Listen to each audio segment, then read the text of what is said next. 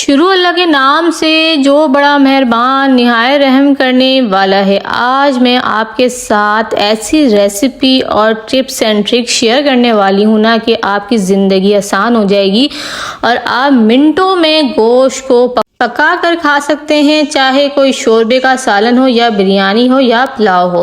तो यहाँ पे हम सबसे पहले क्या करेंगे, तकरीबन 2 किलो के बराबर मेरे पास गोश्त है, हम पतीली में डाल देंगे, पानी शामिल कर देंगे इतना कि बस हमें गोश्त को गलाना है। एक बड़ी इलायची, 2 दालचीनी के टुकड़े जो हैं वो उसमें डाल देंगे। इसके अलावा हल्दी इसके अंदर शामिल कर देंगे। 1 टेबल स्पून के बराबर इसमें नमक हम शामिल कर देंगे और इसके अलावा यहाँ पर हम अदरक लहसुन का पेस्ट शामिल कर देंगे। अदरक लहसुन का पेस्ट थोड़ा सा ज़्यादा जाएगा क्योंकि गोश्त भी ज़्यादा है, तो यहाँ पर 2 टेबल स्पून भर कर ना मैं अदरक लहसुन का शामिल कर दूँगी। अब बस हम इसको अच्छे से मिक्स कर देंगे ताकि सारे मसाले अदरक लहसुन गोश्त में अच्छे से मिक्स हो जाएं और बस हम इसे ढककर पकाने के लिए छोड़ देंगे। गोश्त को इतना गलाएंगे कि ये सिर्फ और सिर्फ 90% जो है गल जाए। मुकम्मल तौर पर हमें इसे नहीं गलाना, सिर्फ 90% हमें इसे गलाना है। अब इसको हम ढककर रख देंगे। ये ख़ास तौर पर उन लोगों के लिए है जिन औरतों के पास टाइम नहीं होता है, जो जॉब करती हैं या फिर कोई भी ऐसी एक्टिविटी है जिसकी वजह से घर पे मुकम्मल तौर पर टाइम नहीं दे पाती, तो उनके लिए बेहतरीन रेसिपी है। तो बस आप देख सकते हैं 90% यहाँ पे गोश्त अच्छे से गल गया है और बिल्कुल पानी इसका मैंने खुश्क कर दिया है, ख़त्म कर दिया है। तो बस अब इसे मैं थोड़ा ठंडा होने के लिए रख दूँगी। अब इसे हम ठंडा कर लेंगे। यहाँ पर गोश्त अच्छे से ठंडा हो चुका है। हम किसी भी डिस्पोजेबल बर्तन में या फिर कोई भी ऐसे टाइट कंटेनर बॉक्स में इसको बंद कर देंगे और कवर करके अच्छे से फ्रीज़र में रख देंगे। आप आराम से ना ज़्यादा से ज़्यादा गोश्त इस तरह गला कर रख लें और जब भी आपको ज़रूरत हो, जब भी आपको पकाना हो, चाहे अचानक मेहमान आ रहे हो या झटपट आपने खाना बनाना हो, टाइम कम है या फिर इतनी गर्मी है तो गर्मी से बचें और इस तरह से मतलब गोश्त गला कर आप रख लें ताकि आपको हमेशा ईजी रहे खाना पकाने में। तो बस यहाँ पे आप गोश्त देख सकते हैं बिल्कुल बर्फ़ हो रहा है। मैं पहले भी रेसिपी आपको बनाकर दिखा सकती थी, लेकिन मैंने आपको ये फ्रीज़ करके इसलिए दिखाया है कि इस तरह आप कर सकते हैं, उस तरह गोश्त ख़राब भी नहीं होगा। तो बोटियाँ बिल्कुल बर्फ़ हो रही हैं, इसको 10 मिनट के लिए हम ऐसे ही छोड़ देंगे ताकि गोश्त सेपरेट हो जाए, अलग हो जाए। तो यहाँ पर आप क्या करते हैं, जब तक अपना मसाला रेडी कर लेते हैं। यहाँ बना रही हूँ मैं पुलाव, जिसके लिए यहाँ पर मैंने तकरीबन 1 कप के बराबर ऑयल ले लिया है। ऑयल को अच्छे से गर्म होने देंगे, पकने देंगे जब तक इसमें से धुआं नहीं निकल जाता, क्योंकि मस्टर्ड ऑयल है और मस्टर्ड ऑयल को अच्छे से पकाना पड़ता है। तो बस यहाँ पे 2 बड़ी प्याज मैंने काट कर शामिल कर दी हैं बारीक बारीक। इनको अच्छा सा ना गोल्डन ब्राउन होने तक हम फ्राई कर लेंगे।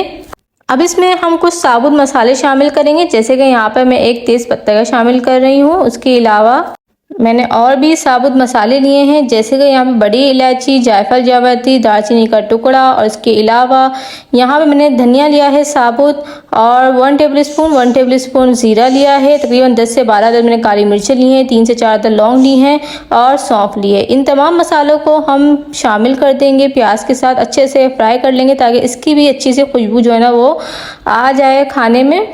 तो अच्छे से इसको हमने फ्राई करना है और आप देख रहे हैं ना कितना इजी हो रहा है पकाना, क्योंकि हमारा गोश्त भी गला हुआ है और बस हमें झटपट मेहमान आए या फिर खुद हमें काम करना हो ना किचन में तो कितना इजी हो जाता है, क्योंकि गर्मी भी बहुत ज़्यादा है। आप भी इस तरह से गोश्त गला कर रख लें। तो जितनी मुझे ज़रूरत थी बोटियों की मैंने ले ली हैं, बाकी गोश्त को दोबारा मैं इसके अंदर रख दूंगी। गोश्त में आप देख सकते हैं मैंने बिल्कुल भी पानी नहीं लगाया है, वरना ये ख़राब हो सकता है। तो इसको फिर से मैंने अच्छे से ना दोबारा बॉक्स में रख दिया है पैक करके। इसको फिर से मैं फ्रीज़र में रख दूँगी, जब मुझे ज़रूरत होगी इसमें से मैं थोड़ा बहुत गोश्त निकालूंगी और पका लूँगी जो भी मुझे पकाना होगा। तो कितना ईजी है ये तरीका। तो बस यहाँ पर जितनी मुझे ज़रूरत थी मैंने गोश्त ले लिया है। गोश्त को अब हम शामिल कर देंगे फ्राई पैन के अंदर और बस इसको अच्छे से तेल के साथ जो ना फ्राई कर लेंगे ताकि गोश्त भी अच्छे से फ्राई हो जाए, कुरकुरा हो जाए और इसमें बहुत मज़े का लगता है। तो बस गोश्त को भी हम अच्छे से फ्राई कर लेंगे अब मैंने 4 से 5 अदद टमाटर लिए हैं बड़े, वो मैं इसके अंदर शामिल कर दूंगी, क्योंकि पुलाव में या तो हम दही अगर शामिल करते हैं तो टमाटर भी शामिल नहीं करते। मैं यहाँ दही का इस्तेमाल नहीं करी तो टमाटर इसलिए मैंने ज़्यादा लिए हैं। तो बस यहाँ पर मैं अच्छे से ना टमाटरों को पका लूँगी और बिल्कुल गलने तक के लिए, जब तक ये पानी ख़त्म नहीं हो जाता, ऑयल सेपरेट नहीं हो जाता। लेकिन उससे पहले इसमें मैं कुछ मसाले शामिल करूँगी, जैसे कि यहाँ पे 2 टेबल स्पून मैंने अदरक लहसुन का पेस्ट शामिल किया है। चावल भी बाद ही होते हैं, गोश्त भी, इसलिए मैंने अदरक लहसुन थोड़ा ज़्यादा शामिल किया है। यहाँ पे हरी मिर्चें मैं शामिल कर दूँगी 3 से 4 अदद, इससे बहुत ज़बरदस्त फ्लेवर आता है, लेवल के चावल बनते हैं। उसके बाद हम यहाँ पे इसको अच्छे से मिक्स कर देंगे। अदरक लहसुन के साथ 1 से 2 मिनट तक मैं भूनूंगी मसाले को, गोश्त को, ताकि गोश्त की स्मेल जो है ना बहुत टाइट वाली आ जाए, क्योंकि अदरक लहसुन के साथ जब हम गोश्त को फ्राई करते हैं ना तो बहुत खूबसूरत और बहुत मज़े की जो है ना वो खुशबू आ जाती है। अब यहाँ पर हम कुछ मसाले शामिल करेंगे, जैसे कि 1 टेबल स्पून मैंने नमक शामिल कर दिया है। उसके अलावा यहाँ पर हम 1 टेबल स्पून ही धनिया पाउडर का शामिल कर देंगे और थोड़ी सी हम यहाँ पर हल्दी शामिल कर देंगे और 1 टेबल स्पून यहाँ पर लाल मिर्चों का हम शामिल कर देंगे। तो बस यहाँ पे ये सारे मसाले जो हैं मैंने शामिल कर दिए हैं। इन तमाम मसालों को शामिल करने के बाद अच्छे से मैं भुनाई कर लूँगी मसाले की, ताकि जितने भी टमाटर अच्छे से गल जाएं और बिल्कुल पानी ख़त्म हो जाए, मसाले जो है अच्छे से भून जाए, ऑयल सेपरेट हो जाए। हमने इतना इसे भूनना है। तो आप भी जब भी कुछ भी खाना बनाएं तो मसाले को अच्छे से भुना करें। जितना मसाला अच्छे से भुनेगा उतना ही टेस्टी खाना बनेगा, ये बात आप जहन में रखें। तो यहाँ पर आप देख सकते हैं मसाला अच्छे से भून चुका है और टमाटर अच्छे से गल चुके हैं। मसाला नीचे फ्राई पैन में लगने लगा है, ये निशानी होती है कि मसाला अच्छे से भून चुका है। लेकिन फिर भी मैं भी इसको 1 से 2 मिनट तक और मज़ीद भूनूंगी, ताकि ये और अच्छे से भून जाए। मैं बार बार कह रही हूँ कि जितना मसाला अच्छे से भुना जाएगा उतना ही टेस्टी बनता है। तो बस यहाँ पे 1 से 2 मिनट हो गए थे मुझे भूनते हुए। मैंने इसमें पानी शामिल कर दिया, इतना कि बस हमें अच्छी सी ग्रेवी मिल जाए।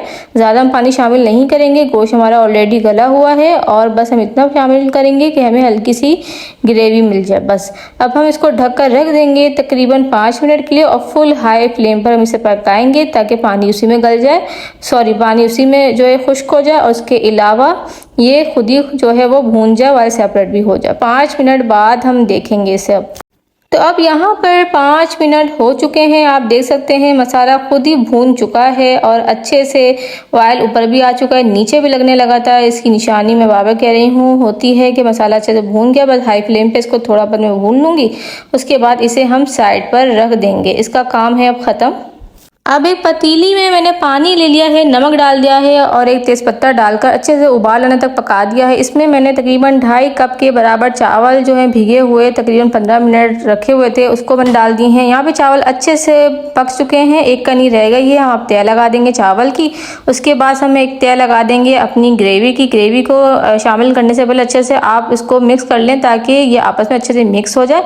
उसके बाद इसकी तय लगा देंगे अच्छे से पूरे चारों तरफ और उसके बाद जो है हम चावलों की तय लगा देंगे। थोड़ा सा जर्दे का रंग इसमें शामिल कर देंगे, पकने देंगे तकरीबन 15 मिनट के लिए, जब तक इसमें भाप नहीं आ जाती, दम दे देंगे।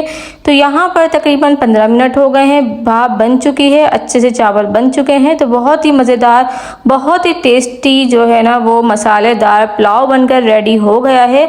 आपकी अपनी मर्ज़ी है, पुलाव में जर्दे का रंग डालना चाहें तो डालें, नहीं डालना चाहें तो ना डालें। बहुत से लोग पुलाव में जर्दे का रंग नहीं डालते क्योंकि वो बिरयानी का लुक लगता है, लेकिन मुझे अच्छा लगता है तो मैंने डाला है, इससे थोड़ा सा खूबसूरत लगते हैं चावल।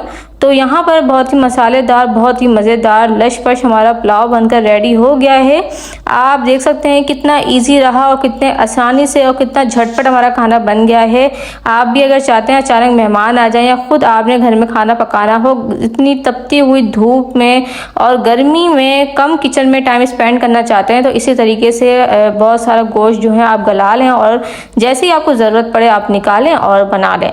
तो यहाँ बहुत ही मज़ेदार, बहुत ही टेस्टी बीफ पुलाव बनकर रेडी हो गया है। रेसिपी अच्छी लगी हो, टिप्स एंड ट्रिक अच्छी लगी हो तो प्लीज़ चैनल को सब्सक्राइब करें, बेल आइकन के बटन को प्रेस करें ताकि आने वाली तमाम वीडियोस आप तक पहुँच सकें।